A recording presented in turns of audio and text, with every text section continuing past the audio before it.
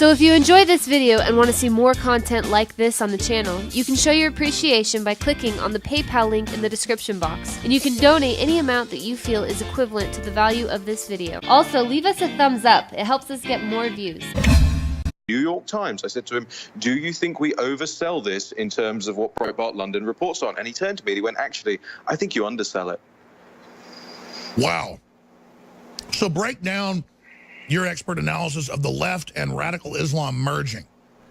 Well, we've talked about this now for some years. We in Europe call it the Red-Green Alliance because red is the color of socialism and communism. The Labour Party in Europe, I understand red over here in the United States is affiliated with the Republican Party, but we call it the Red-Green Alliance, and the green is the color of Islam. This is where the radical left, or even the center left, quite frankly, the political establishment, has allied with Islam in order to in Andrew Nether's words, Andrew Nether was an advisor to former Prime Minister Tony Blair. In Andrew Nether's own words, rub the right's nose in diversity. You see it from the politicians, the childless politicians, by the way, all across Europe, the leaders of the nations, and you see it all across, even pervading the Catholic Church right now, as you mentioned, with the Pope coming out and saying the rights of migrants. Trump, basically, Europe's cultural, its cultural identity. You're seeing the Red-Green Alliance here in the United States too, when the Muslim cleric comes out and says that he wants to annihilate all Jews, and the left runs to his defense and says, "Oh well, he clearly didn't mean what you thought he meant. He's issued a heartfelt apology. We must all bow down to this person and say thank you for being on our shores." I've seen it all across the United States. When I did the research for this book, I saw the welfarist policies, the ghettoization policies, from all the way from Brussels and Sweden, all the way to Hamtramck in Michigan.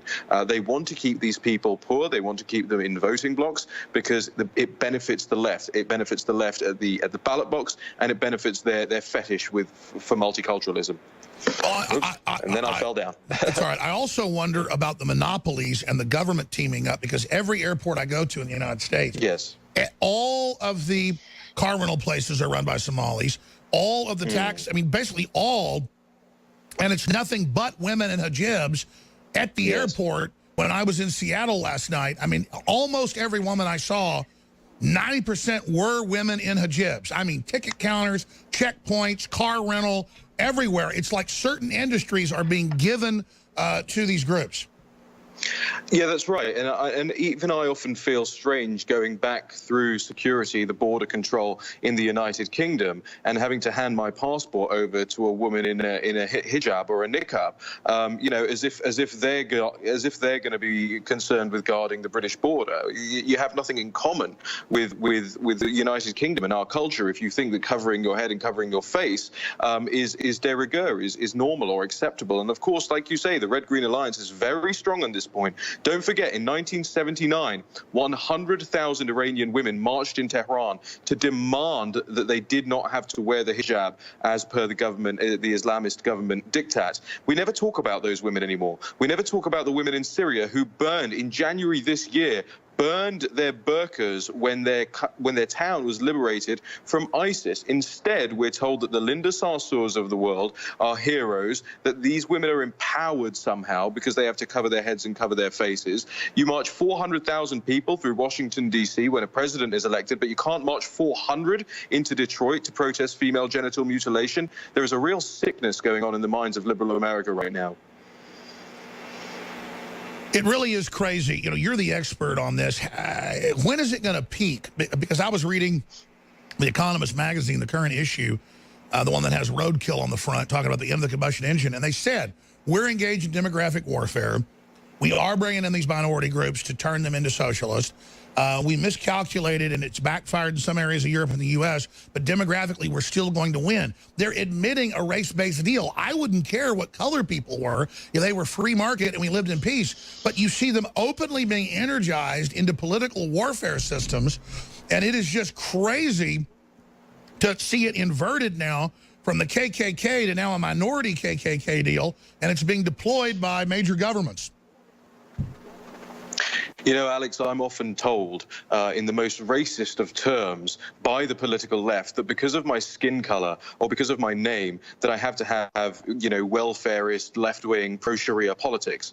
This is the real racism going on today. They say things to me like, "Oh, why would you work at Breitbart? Why would you go on Alex Jones' show? If you knew what these guys really thought of you, they would deport you in a heartbeat." Well, actually, I've scarcely ever experienced that on the political right. And like you said, nobody cares about skin color. What they care about is if you adopt the values and you want to further the like you said, Western, you know, classical liberal values, you know, and that's exactly what I did. And that's exactly why I wrote this book, because there are vast swathes of Europe and indeed here in the United States now that are turning into enclaves for migrants who are, let's face it, being used as political pawns by the left, but at the same time establishing their Quranic law, their Islamic rules here in the United States. Listen, if I go to the shopping mall now on the cover of Gap and then the other store, it's women in hijabs everywhere, they admittedly are force-feeding it for the total, I guess, forced integration and Islamification of the West, with us having to basically convert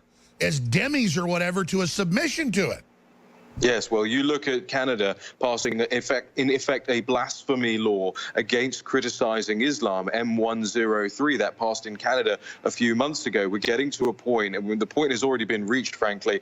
The subtitle of the book is a little bit disingenuous. It shouldn't be how Sharia law is coming to a neighborhood near you. It should be how Sharia law is already in a neighborhood near you. Well, everybody talks about Nazis all day. The only cultures I see that are behaving like Nazis are some of these Orthodox Islamic countries who I'd love to see reformed. And I mean, imagine if we were bringing people in from some other place with another religion or group where you cut women's genitals off, you make them wear hoods over their heads, they can't drive cars, you execute gay people, and then you bring this up to the left and they just scream and yell and say, "Shut up, Nazi." I mean, is it mental illness, or does even the low-level leftist understand their unholy alliance? They understand it fully. They will stop at nothing to erase Western civilization. They will destroy your monuments. They will destroy your Mount Rushmore. They have no interest in the preservation of Western culture. Again, Taliban loves blowing up Roman stuff, loves blowing up Buddhist stuff. You're absolutely right. Absolutely. And now the left's the same way. They want to blow up everything. Absolutely. Western culture, they hate it. They want it gone. They want it dead. They want us dead.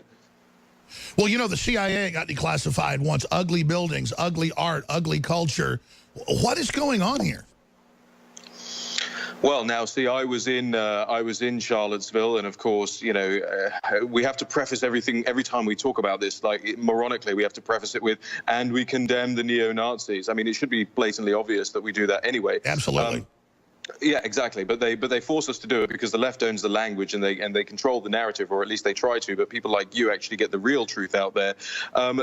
What's going on out there is, look, I mean, the statue, the Mount Rushmore sculpting was done by Gutzon Borglum. You know, he was a KKK member, but so were 1 in 20 eligible people at that time in the United States. You think you can erase your history just because it has a little bit of ugliness in its past? Maybe it's got a lot of ugliness in its past. You start erasing that ugliness, you're bound to repeat it.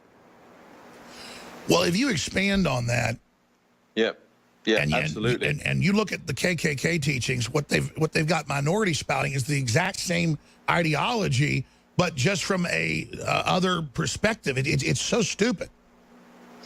It's mindless, is what it is. I mean, it's cultish, and you see this on the left as you see it in Islamic circles. I mean, the reason that Saeed Farouk and Tashfeen Malik were radicalized in San Bernardino was because they effectively went to a cultish mosque, this Tablighi Jamaat-run mosque, and people should be aware of this group that's operating in the United States. The left has the same thing. They send their people I mean, frankly, they're sending them to the schools and the universities in this country now that are turning them into cult members. They're mindless. They're told that, you know, the most objective source of news is salon.com. And then we sit there scratching our heads and wonder why these people are turning into offended people, offended at free speech, offended at divergent opinions, offended about history. You know, instead of people offended by knowledge, offended by knowledge. But here's the thing. These people deserve a padded cell. And instead of putting these people in a padded cell, you're putting America in a straitjacket. You're putting the entire country in a straitjacket. All of these things, these monuments that were even last night torn down in Austin, right? I mean, this is your culture being taken away from you. It's your history being taken away from you. They tried this in England with the Cecil Rhodes statue, and there was so much public outrage about it that they had to stop their campaign. They called it Rhodes Must Fall. But you're seeing it now in your country, and it's no surprise. The left is internationalist. They understand what's happening out there, and they understand how to own the narrative. I mean, there are so many important things going on in the world, and we're talking about statues, really. Statues. Well, I want to be clear. We're not talking about little girls who are getting their genitals mutilated. We're talking about statues.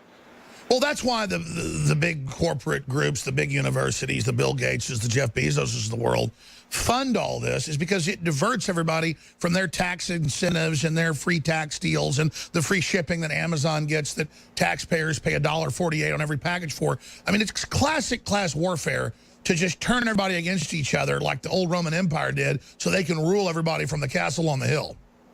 Because they know if the actual anti-establishment on the right and on the left comes together, then the political establishment is over. So they're pitting them against one another now. The rolling coverage of this stuff is no coincidence. It's no accident. And as you said, sir, that's in the WikiLeaks. They say, we're desperate, they're waking up, what do we do? And they go, culture warfare. If you're interested to learn how to create content and spread content, we'll show you how. Go to the Operation How YouTube channel, click on the About button, and then click Message. Send us an email. If you want to engage, become an info warrior, we will train you up. If you like this video, make sure you hit the like button and also subscribe to the channel and hit the bell icon below the video to get notified when the latest new content drops.